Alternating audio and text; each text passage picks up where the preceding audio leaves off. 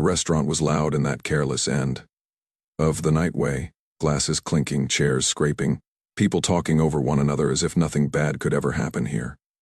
It was the kind of place where trouble usually announced itself early, giving everyone time to move away. Tonight was different. Seagal sat alone at a corner table, back straight, shoulders relaxed, dressed plainly, dark jacket, no flash, no entourage. To anyone passing by, he looked like just another quiet man trying to finish his meal in peace. He didn't scan the room. He didn't watch the door.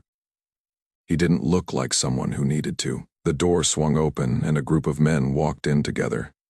Too loud, too confident, moving like they owned the space. You could feel the energy shift instantly. Conversations dipped. A few heads turned, then quickly turned back. These weren't men who came to blend in. They came to be noticed. One of them spotted Stephen almost immediately. It started with looks, then smirks, then whispers that turned into laughter, just loud enough to be heard. They sized him up from a distance, judging the way people do when they think the outcome is already decided. A man alone, quiet, not reacting. An easy target, they took the table closest to him, deliberately crowding his space. One chair scraped back harder than necessary. Another man leaned too far, blocking the aisle. It was subtle at first, the kind of humiliation designed to test boundaries without crossing them. Yet, Stephen didn't move. He kept eating, unbothered, as if none of it mattered. No eye contact, no tension in his hands, no sign of fear. That calm should have been a warning, but arrogance rarely listens to warnings. From the outside, it looked like a familiar story beginning to unfold, a group looking for entertainment, and a lone man they believed wouldn't resist. A few people nearby noticed, and felt that uncomfortable pull, the instinct to look away while still listening closely. What no one in that room understood yet was this simple truth. They hadn't chosen a victim.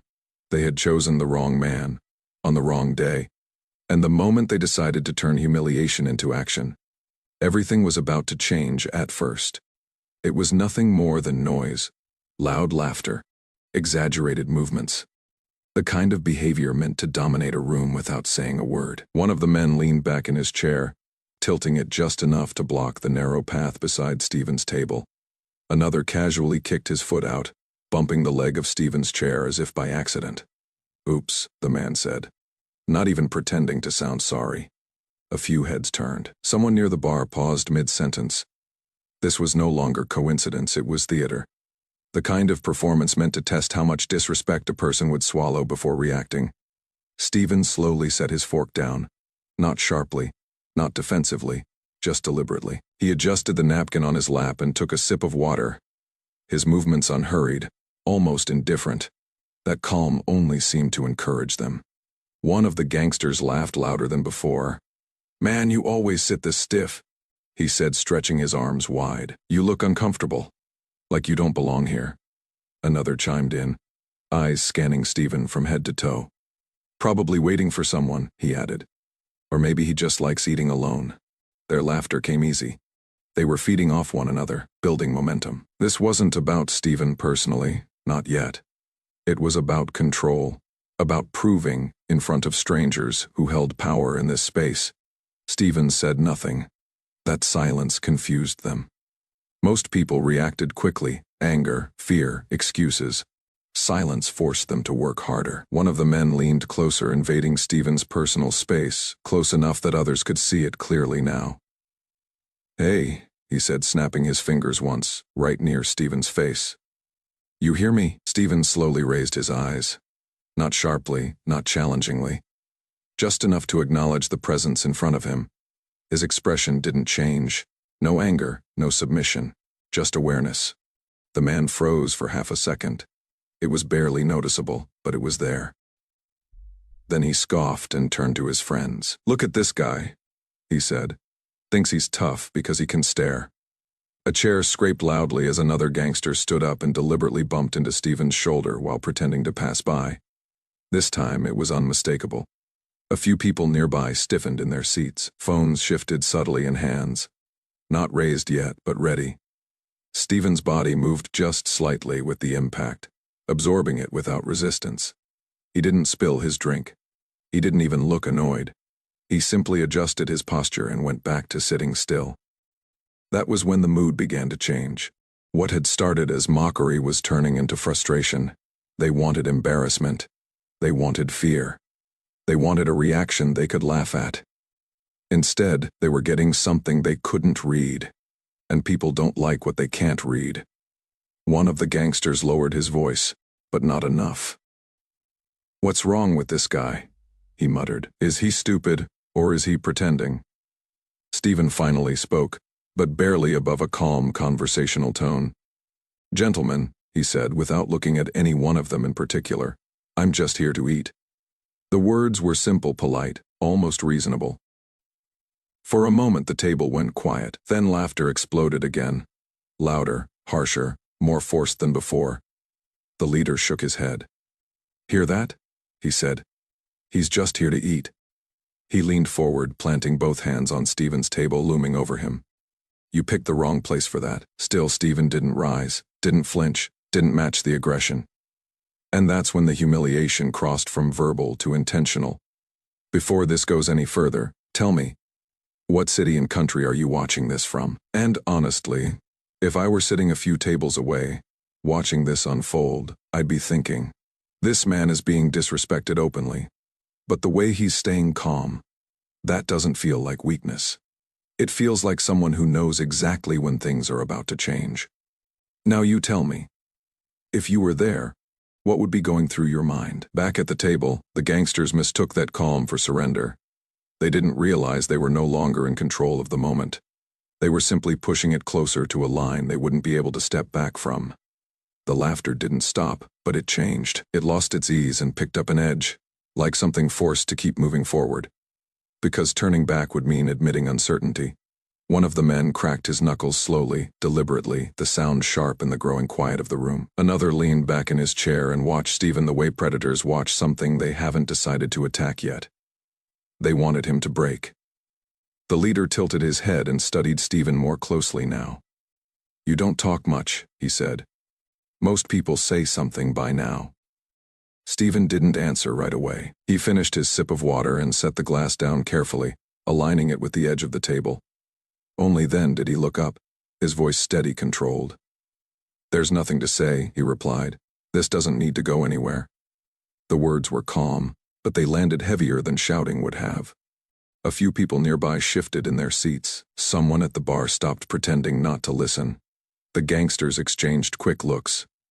That sentence hadn't sounded afraid. It had sounded final. One of them laughed sharply. "Hear that?"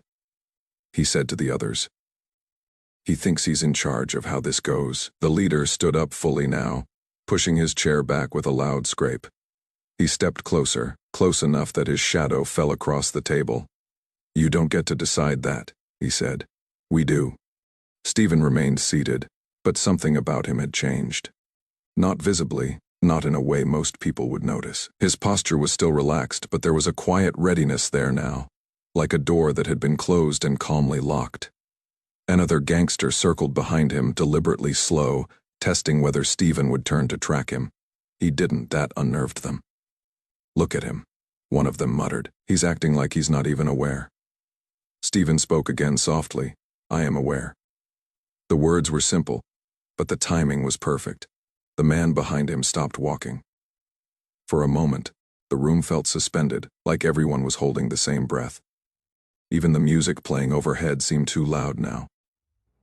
This wasn't entertainment anymore. This was something else, something people would remember. The leader leaned down, placing his hands on the table again, closer than before. "You're either very brave," he said, "or very stupid." Stephen finally met his eyes fully. There was no challenge there, no threat, just certainty. "You're confusing silence with fear," Stephen said. "That's a mistake people tend to regret." The sentence didn't escalate the situation. It clarified it. Phones came out now, not subtly. Someone near the door raised theirs openly. A server froze halfway across the room, unsure whether to intervene or step back. The gangsters noticed the shift, and it only hardened their resolve.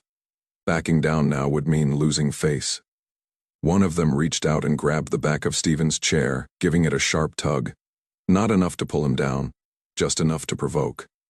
That was the real test. Stephen's hand came up calmly, resting on the table. His breathing didn't change. He didn't rise. He didn't react the way they expected. Instead, he spoke with the same measured tone he'd used from the start. "Let go," he said, not loudly, not angrily. The gangster hesitated for half a second, then tightened his grip instead. That half-second told Stephen everything he needed to know. If I were Steven Seagal in this exact moment, I wouldn't yell, I wouldn't threaten, and I wouldn't try to look tough. I'd stay exactly like this, calm, controlled. Because when you truly understand your ability, you don't rush to prove it. You wait until the other side makes the mistake for you. The gangster's grip on the chair tightened again, and the leader smirked, convinced they had finally pushed him to the edge. What they didn't realize was that the edge they were standing on wasn't Steven's, it was theirs. The room had gone quiet enough that you could hear the scrape of shoes on tile, the faint buzz of a phone recording, the shallow breathing of men who suddenly sensed they might have gone too far. Stephen slowly shifted his weight, not to stand, not to strike, but to prepare. The pressure test was over. And the next moment, one careless move would turn humiliation into something far more serious. The room was quiet in a way that felt unnatural, like the air itself was waiting. The gangsters could sense it too. Their confidence had carried them this far, but now it had nowhere left to go except forward, and forward meant crossing a line.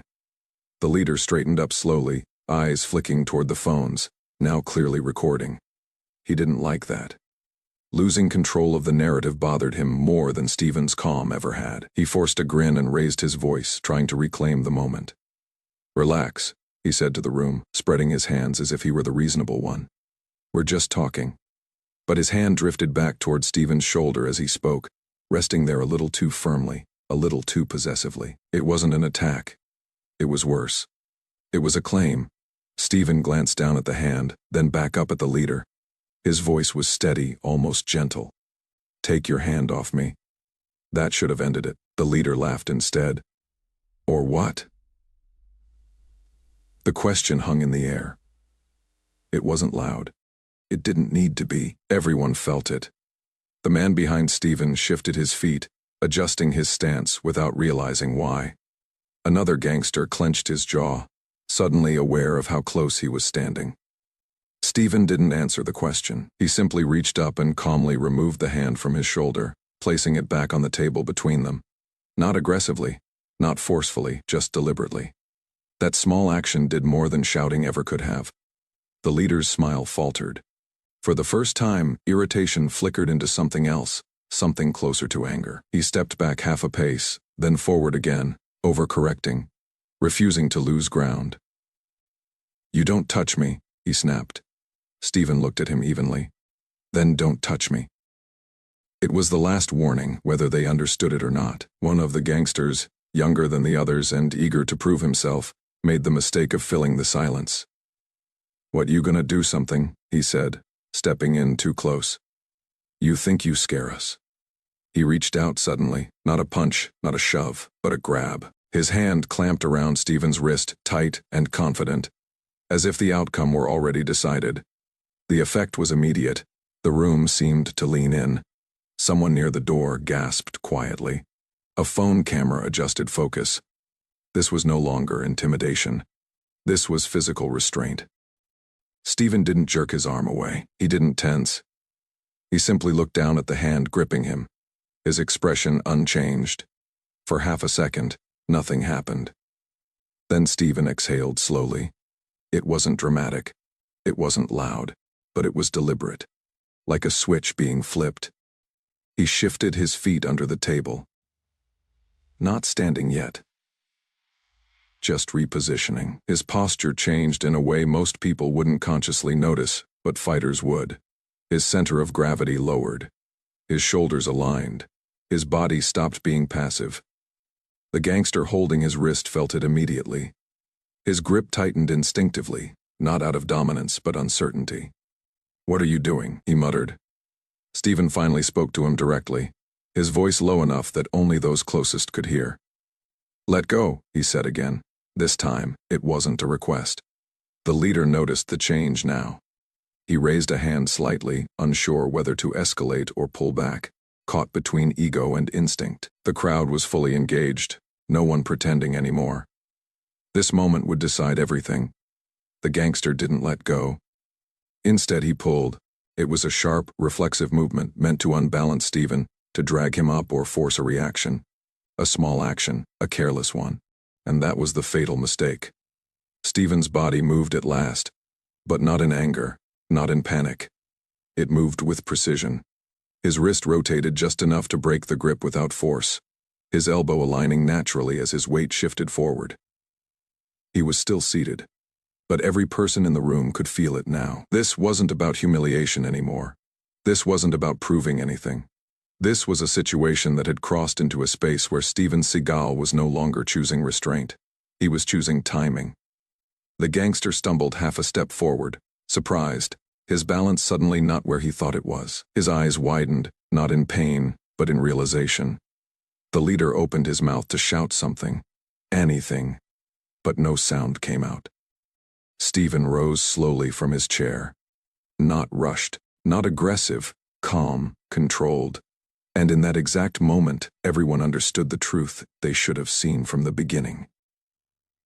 They hadn't been testing his patience. They had been testing his restraint, and they had just run out of it.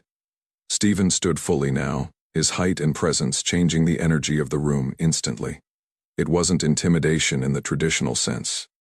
No raised fists, no aggressive stance, but something quieter and far more unsettling. He stood the way someone stands when they already know the outcome. The gangster who had grabbed his wrist took another step back, eyes flicking down to his own hand as if it had betrayed him. His grip still burned with the memory of how easily it had been undone. The leader recovered first, he always did. Ego forced him to. That was nothing, he said quickly, louder than necessary. You think a little wrist trick means something? He gestured to the others, spreading his arms. You see this, he wants attention. Stephen didn't respond to the insult. Instead, he adjusted his jacket, smoothing it once, an almost casual movement. It wasn't arrogance, it was composure, and that composure unnerved them more than aggression ever could. You don't have to do this, Stephen said calmly. Step back. Everyone walks away. The offer hung in the air like a lifeline. No one took it. The leader scoffed. After you put your hands on my guy? Stephen's eyes met his, steady and unblinking. I didn't touch him, he said. He touched me. The distinction mattered. A few people in the crowd nodded unconsciously. They had seen it. The cameras had caught it. The truth was no longer flexible. The leader felt that shift and reacted the only way men like him know how. By doubling down, he stepped forward sharply, invading Stephen's space again, his chest nearly brushing Stephen's shoulder. You don't get to lecture us, he said through clenched teeth. You think you're special? Stephen exhaled slowly. No, he said. I think you're making a bad decision. That was the moment. The leader shoved him. It wasn't a full-force push, but it was enough to cross the line completely, enough to remove any remaining ambiguity about who had started what. The shove landed. And the room changed. Stephen absorbed the force without stumbling, his feet adjusting instinctively. In the same motion, his hand came up, not to strike, but to redirect. The leader felt his own momentum turn against him as Stephen stepped just off, line guiding the shove past his center.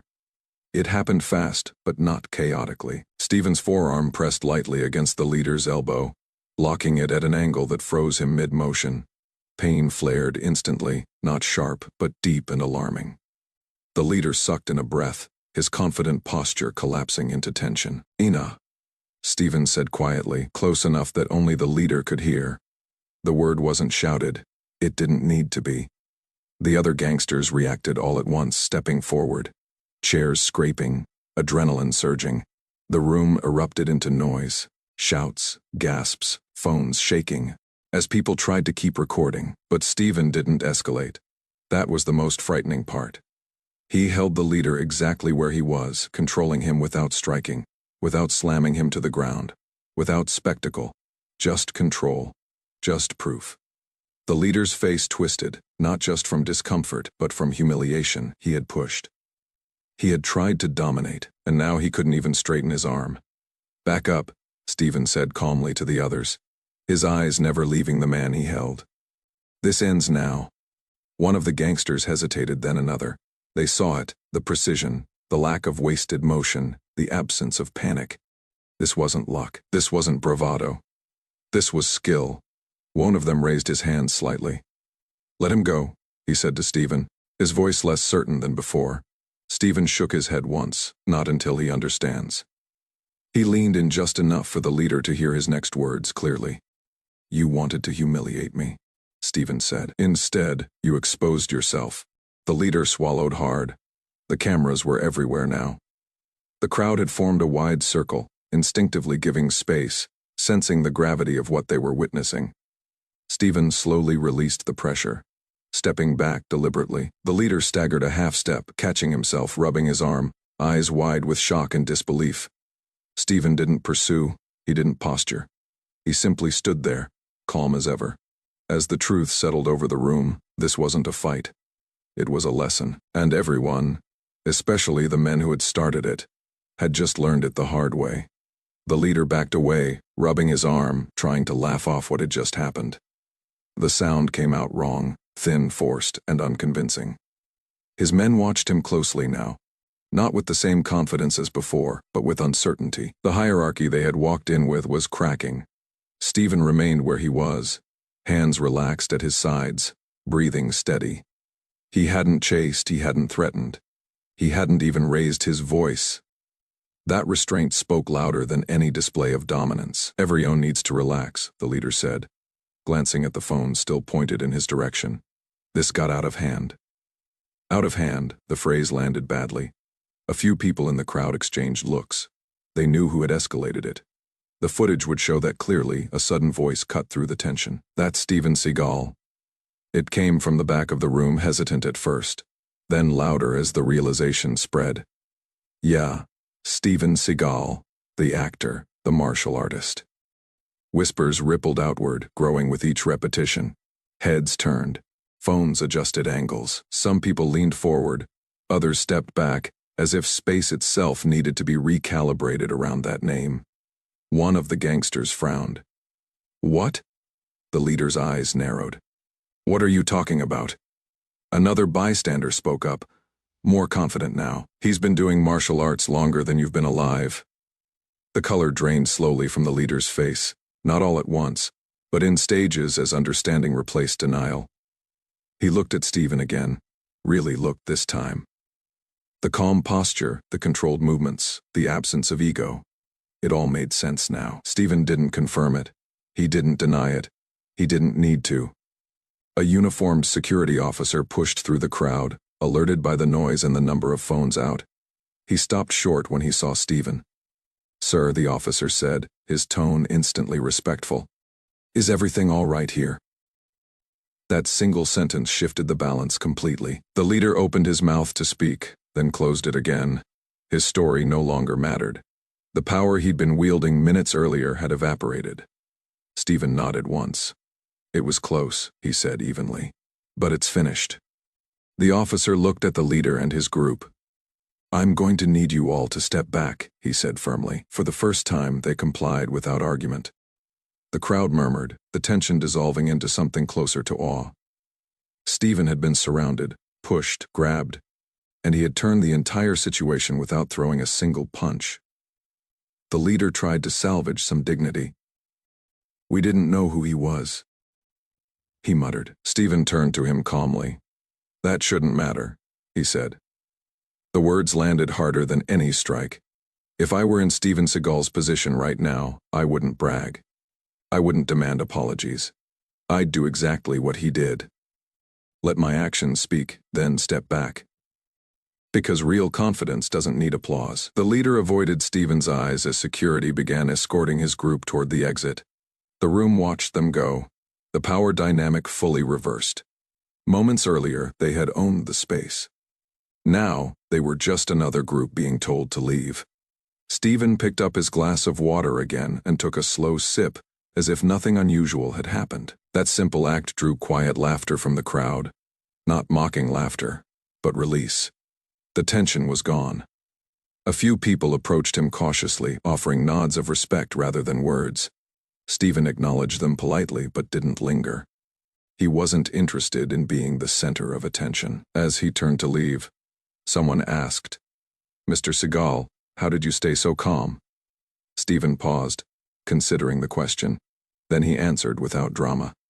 "Because control is a choice," he said, "and once you lose it, someone else has it." With that, he walked away, leaving behind a room that would replay the moment again and again. Online, in conversations, in memories. The gangsters had come to humiliate a stranger. Instead, they had been exposed without a fight, without spectacle, and without excuse. The tables hadn't just turned. They had flipped completely. By the next morning, the video was everywhere. What had started as a tense confrontation in a public place had transformed overnight into a viral moment. Clips spread across social media platforms, slowed down, zoomed in, analyzed frame by frame. Comment sections filled with the same reactions again and again: disbelief, respect, and one overwhelming conclusion. Steven Seagal had handled the situation with absolute control. People weren't impressed because someone got hurt. They were impressed because no one did. Viewers pointed out the details others might have missed in real time. The way Steven never raised his voice. How he offered multiple chances to walk away. How he only acted when the line was clearly crossed. Martial artists chimed in, explaining the techniques used, praising the efficiency and restraint. Even critics who usually dismissed him as just an action star were forced to admit the truth. This wasn't acting. This was discipline. Meanwhile, the gangsters' attempt to save face collapsed completely. Their names didn't matter, but their behavior did. Online, people recognized the pattern instantly. Men trying to dominate through intimidation, only to be undone by their own aggression. Security reports circulated. Consequences followed.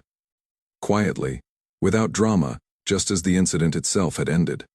Steven, for his part, said very little publicly. When reporters reached out, he declined interviews. No victory lap. No humiliation of the men who had tried to humiliate him. The silence itself became part of the story. In a world obsessed with loud reactions, his refusal to exploit the moment stood out even more. One short quote eventually surfaced, shared by a fan who had been there that night. "Strength isn't about proving you can hurt someone, it's about proving you don't need to." That line spread almost as fast as the video. Parents shared it with their kids, coaches referenced it. Commentators used it as an example of how real confidence looks under pressure. The incident stopped being just about Steven Seagal and became a broader conversation about restraint, respect, and self-control. People imagined themselves in that situation.